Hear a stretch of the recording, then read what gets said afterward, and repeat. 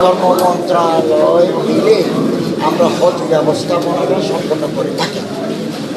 ধর্ম মন্ত্রণালয় এজেন্সিদের মাধ্যমে হাজি সংগ্রহ, হাজি সৌদি আরব পাঠানো, খোঁজ করা আবার দেশে ফেরত পাঠানো, এগুলো আমরা ধর্ম মন্ত্রণালয় এজেন্সিগুলোর মাধ্যমে করে থাকি। তাদের সহযোগিতা আমরা নেই, আমাদের সহযোগিতা তারা নেই।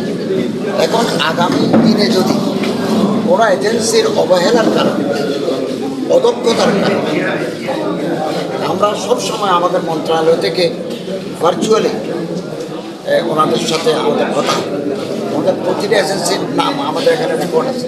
আমরা কোনো মেসেজ দিলে মুহূর্তের ভিতরে এজেন্সি ওনারা পাই, তো তাদের সাথে আমাদের যোগাযোগ আছে সার্বক্ষণিক। এত সত্ত্বেও মন্ত্রণালয়ের উদ্যোগ সত্ত্বেও কোনো এজেন্সির ত্রুটির কারণে কোনো হাজি যান যদি বিপদে পড়েন অথবা যেতে না পারে অথবা কাঙ্ক্ষিত মাত্রায় সেবা না পান, তাহলে আমাদের বিধান আছে, ল আছে। এই বিধান মতো আমরা তাদের ফোকাস করব, তাদের বিরুদ্ধে আইনানুগ শাস্তিমূলক ব্যবস্থা। দৈনিক আজকের বাংলা .net